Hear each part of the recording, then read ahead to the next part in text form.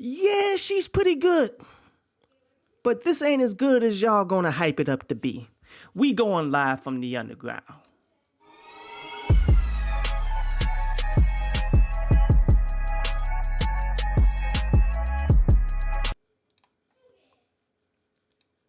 What up, YouTube? Topaz Yates back with another live from the underground here. We go in on particular topics that happen from day to day whenever there's anything to talk about. And today felt kind of special. I just felt like, you know what? Let me go ahead and do something that I haven't quite reviewed in quite some time, which is international flavor type song, type albums. And this one in particular is one that I've been hearing a lot of hype about.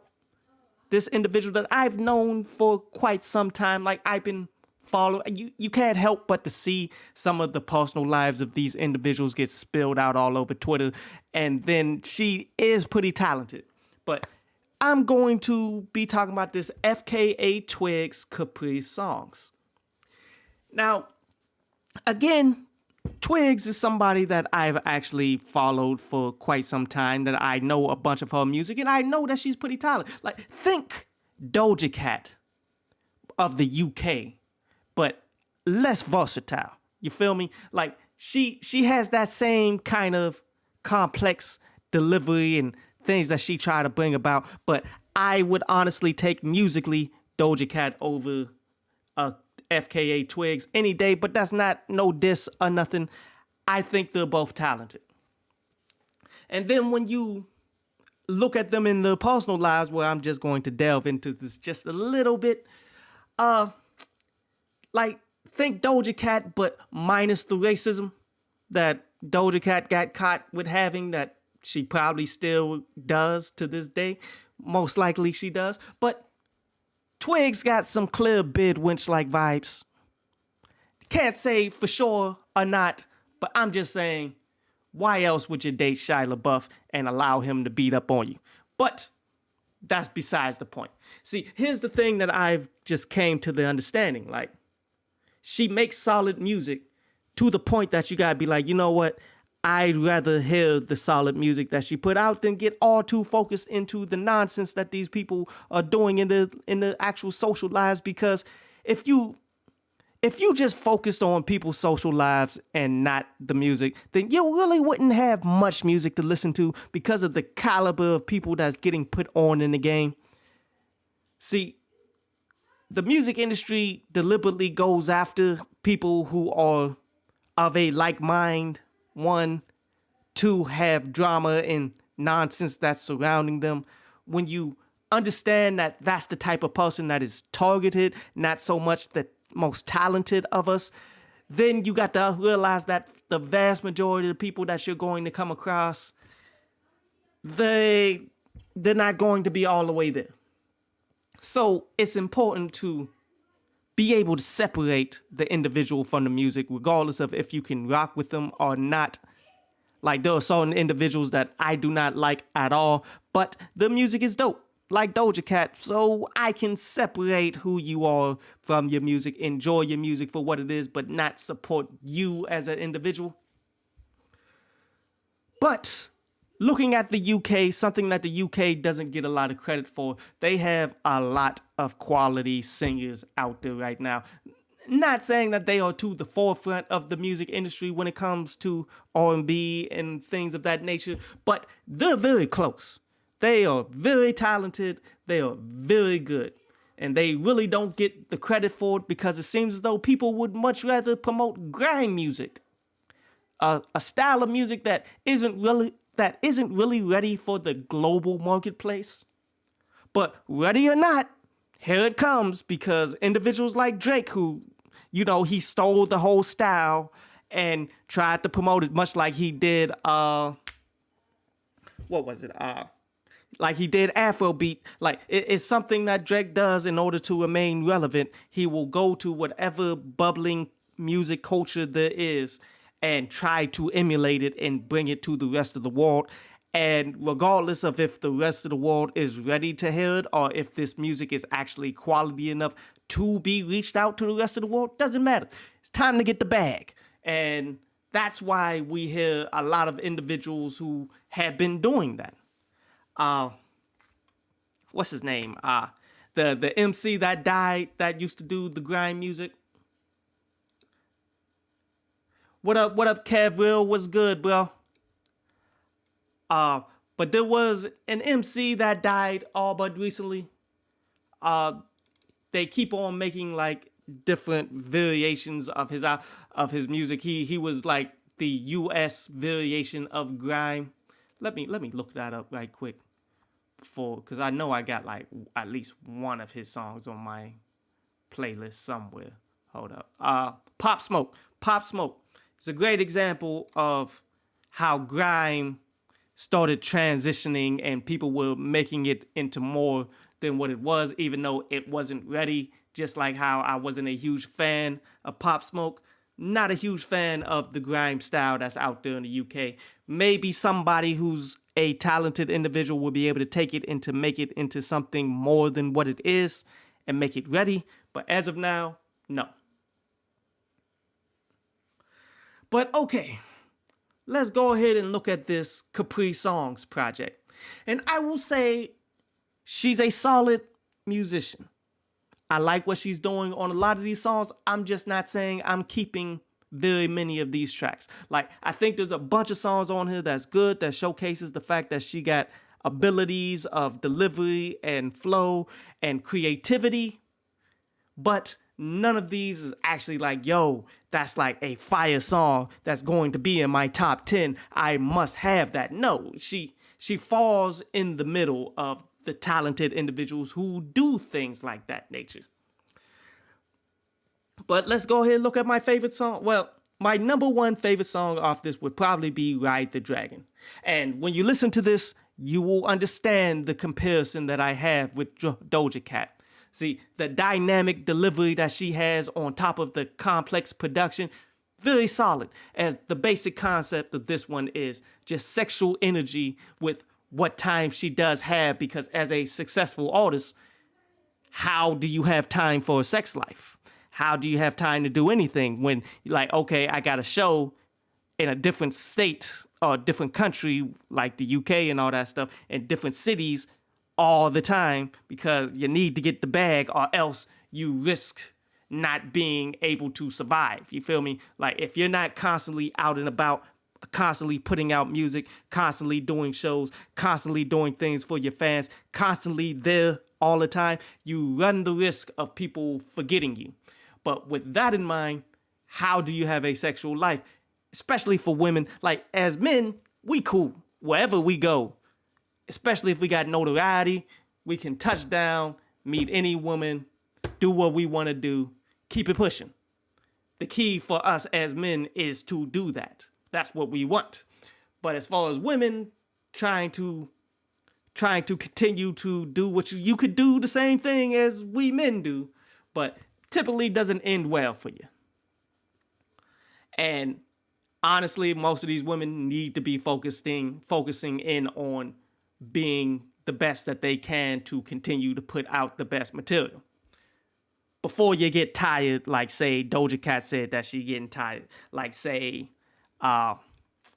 what's her name? She's tired. Before the way of life, which is the artist, which is constantly out on the road, constantly doing what you have to do, constantly fighting towards something. Before that beats you all the way down, then you need to be, getting yourself well established. But a solid song here. I think this is my favorite song, definitely. One that I'm definitely going to keep. Now, a song that I have to talk about would be The Tears in the Club featuring The Weeknd. Why do I have to? Because one, it's featuring The Weeknd. Two, it's a single. This is not one of my favorite songs, just based off the quality of it. Like, I think the production was cool, but it wasn't special. The way that she was delivering herself on it was okay. The Weeknd did what The Weeknd does, but this was like borderline in the middle Weeknd. This wasn't making a hit Don FM Weeknd. You feel me? But so what this song is ultimately speaking about is the wild swings of emotions in relationships. Like, you could tell by the lyrics of what's going on in this song where she's like, yo, she should be enjoying herself out in this club right now. She should be having fun. But instead, she's crying in this club, trying to get this one person that she's talking about in this particular track out of her mind. But yet in the very next lines, she's talking about how she's never going to leave this person. She's stuck on this person forever. These are wild swings that end up in relationships that, I mean, it could be toxic relationship or it could just be a standard relationship. This is just how interactions between men and women tend to go. And I mean, like I said, I like the concept of it. It's cool, but it's not anything as special as people want it to be. The next song I want to talk about, which is one song that did make my playlist for a minute, but then like it already fell off. It already fell out of my playlist. My playlist is ever evolving. Like when you get too many skips or I begin to just feel a different kind of way, like my emotions towards this song can shift over time. And the worse the song is, the faster my emotions will slip. And the one that I'm talking about here is Jealousy, where this song is pretty much just talking about the emotion jealousy. And here's just the real deal, fellas. If you've never pulled this emotion out of women, they've never really liked you. You feel me? Like, jealousy is how women tend to, mark their territory. This is them defending their turf. And if you are not driving women wild on that level, then they don't really care for you. You dig? You just really there while they wait on the guy who does do that for them. You feel me? Now, I did like the production here. Solid production. I thought this was well done to begin with. But as I said, as time wore on, like, okay, this is a song that I don't necessarily need in my playlist. I'm cool. I deleted it off, keep it pushing, but I give it props though. It's still not a bad song. It's just not one that lasts the test of time for me. The only other song that I'm considering keeping, which, I mean, is still up in the air, but I got two of them that I'm really like, yo, I could see myself holding on to these for the year. And this one would be Careless. Now, what Careless is ultimately talking about is how her man is somewhat careless with how he's interacting with her. Because here's another thing about women, guys. Women are willing to go as far as you are willing to go if you really want to go that far. You dig? And in this song, FKA Twigs is like, yo, she's willing to go the absolute distance, but because the man ain't willing to go all the way that far, he's messing up and not getting everything that he could get from her. Like, she ultimately has already fallen so deeply for this individual that she will do any and all for him, but yet he's not reciprocating to the degree where he's going to bring it out. And he's being careless to the fact that he's being careless on that understanding that it could be really that deep. This could really be your soulmate to a degree. She might kill somebody for your fam, help you hide the body, all that stuff. That's how deeply she's all but fallen here. But when you're too careless to understand this, to see it, you'll treat it just like she's another one of the women that's there for you and may not just be for you. It is what it is. But it's a very interesting song. Love the production. Love the way it was put together. Solid stuff. And the last song that I want to talk about here will be that Darjeeling. I don't know exactly how you pronounce it. It's clearly UK slang, UK swag, especially when you break down exactly how this track was put together. It got Georgia Smith up on there, where I wish this was more of a ballad, because as I said, Georgia Smith is one of my more favorite singers, songwriters and stuff that's out there in the UK. And FKA Twigs has talent as well. I think they would be perfect if they actually did a ballad together. But instead, this is that grime NB that's out there in the UK. Much like a lot of the projects and stuff that come out of the UK, has a lot of that grime flavor to it. And I mean, it's not bad, but again, I'm not the biggest fan of grime. Why? Because the sound is a bit limited. You feel me? Every song, they all got the same flow. You dig? And they're trying to attribute that to, oh, that's just the style. That's just how we do things out here, which can be. But when you look at other songs that are a lot like other styles of music that are a lot like that, go look at what's it called? You keep on hearing commercials about the joint. They're making a documentary for it.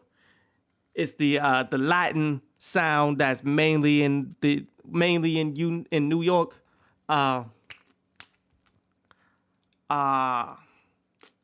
Damn, I cannot think of the name. Let me look at it. Let me look it up right quick.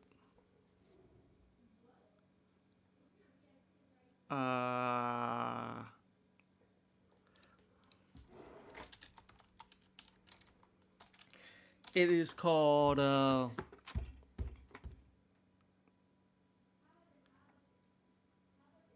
damn. I cannot find. Whenever I'm trying to find something, it never really pops up. But as soon as I don't want to find it, oh, it's going to pop up immediately.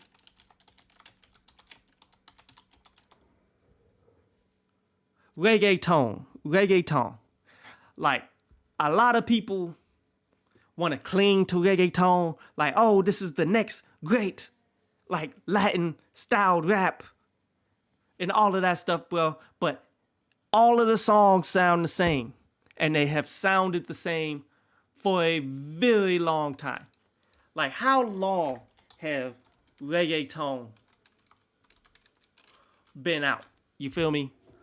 Like it's been out since, say, the mid-90s or so. Where's the evolution? Where's the change? And then you wonder why you really don't see, like, mainstream reggaeton artists like that. You dig? You really don't see it, like, dominating the industry like it could have. It had its time in the sun, and now it's somewhat no more. And that's where I feel grime will go. If you guys do not evolve it, if you do not work on deliveries, new styles based on where you're at, different lyrics, different styles. Like, that's the great thing about hip hop. As much as people dislike hip hop for the current state that it's at, there's a lot of different flavors that they're all different.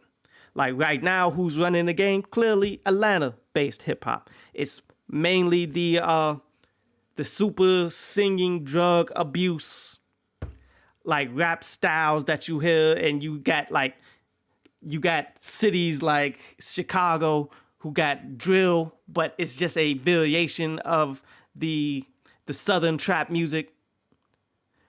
All it is pretty much no bass. We're just going to use drums and a lot of gun killing instead of drug usage, all like that. Like, it's somewhat close, but there's a difference there. That's the separation. But yet, California hip hop, California rap, oh, that is far different. West Coast music is far different than what you're getting out of Atlanta and Chicago right now. Far different. In fact, there's different types of Cali music. There's the Bay Area, Northern California. That rap music is far different than what you're getting in Southern California. Versatility right there, which is far different than what you're getting out of, well, at least there was a time when New York had their own standalone style, but now they've fallen off so much that they just ride whatever waves is going along now. But there was a time where they had their own thing too. Like, there's so much versatility to hip hop. That's what really needs to happen for grime, for reggaeton to all of these other sounds to actually establish themselves worldwide. But sadly, you're getting pushed to the world way too fast. And because of that, it could fall off really quickly if you guys do not capture the moment and deliver on some great musicians that are versatile enough to do whatever they want to do. But I do have respect for individuals that's doing their thing out there. Respect for everybody, man. I'm just saying you're risking the music that you've built. You're risking it going away or never reaching the heights that it needed to go because you're all trying to do the same thing.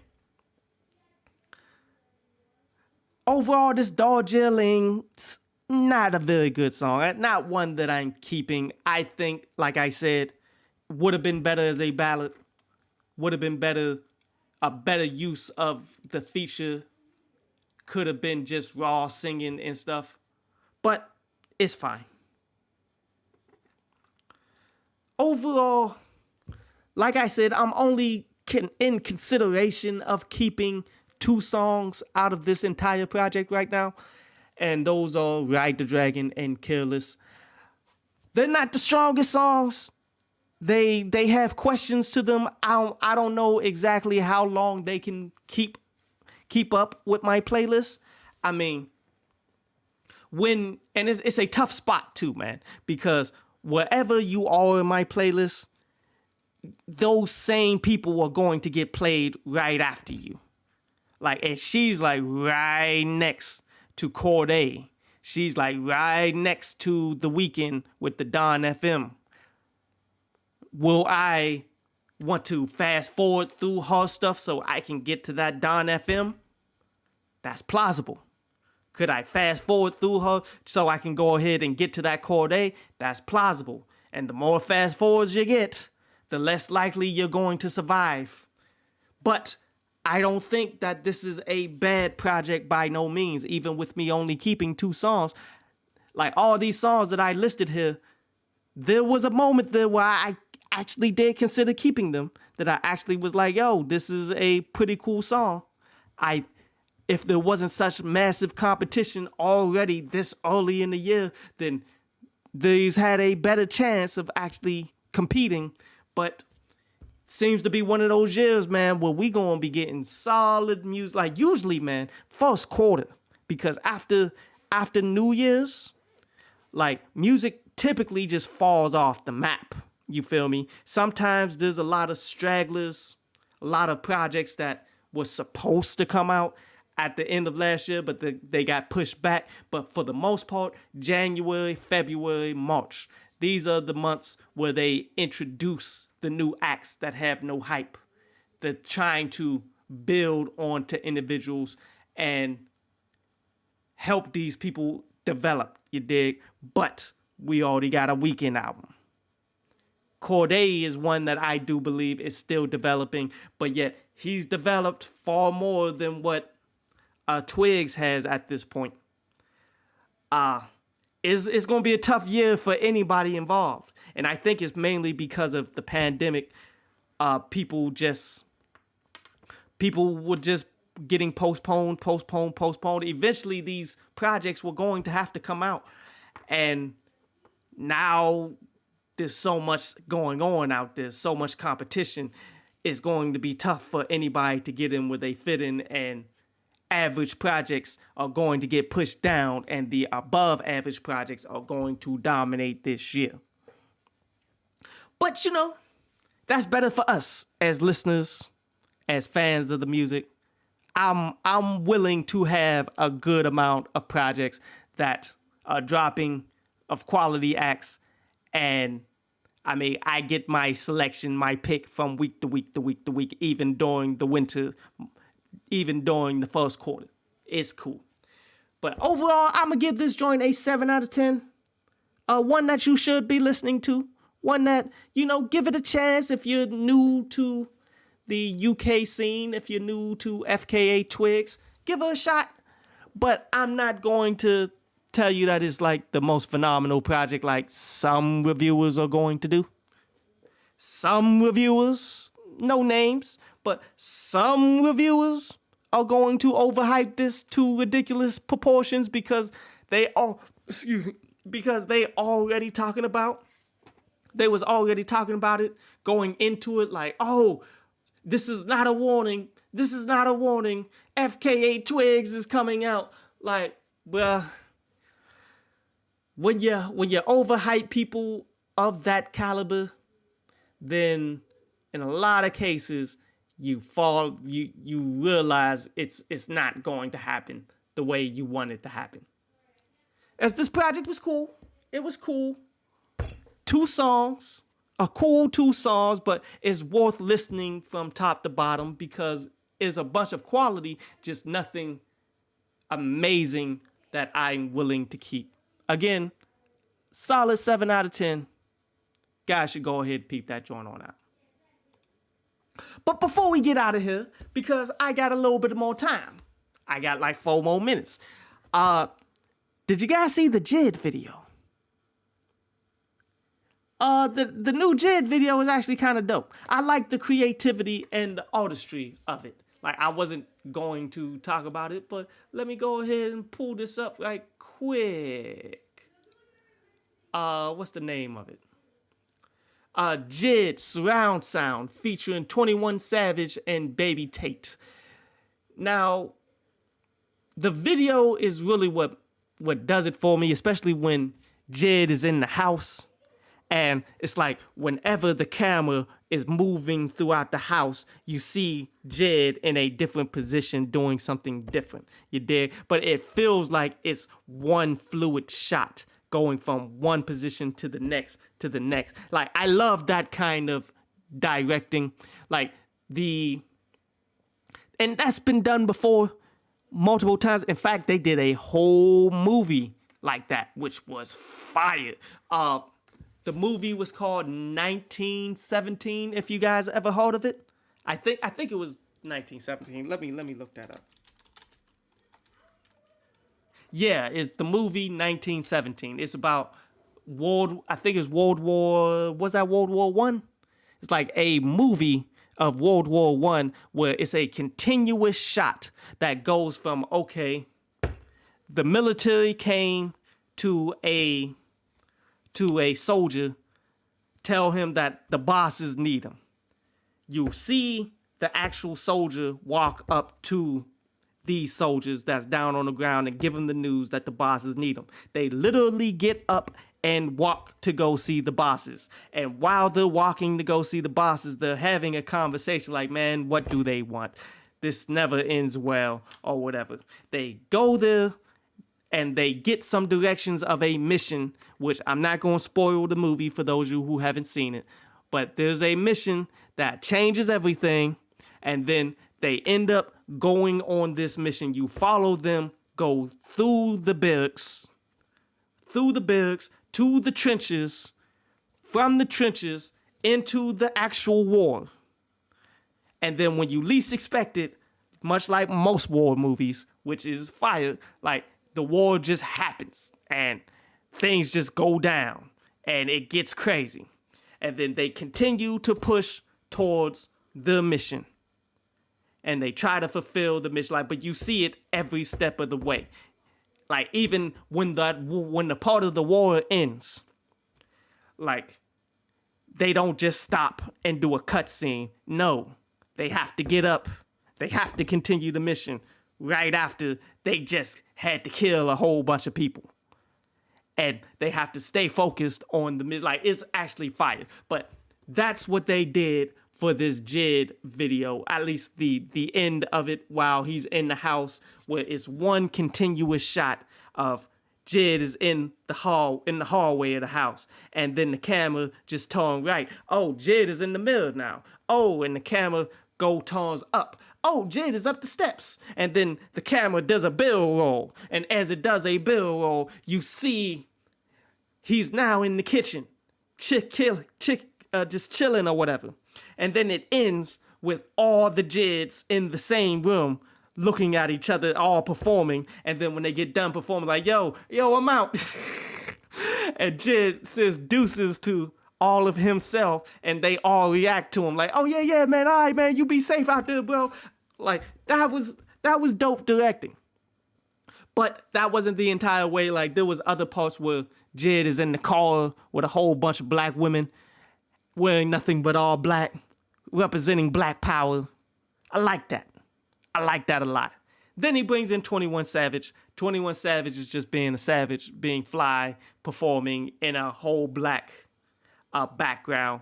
Like, the visuals of this was amazing. Was the song all that amazing? It was cool. It was cool.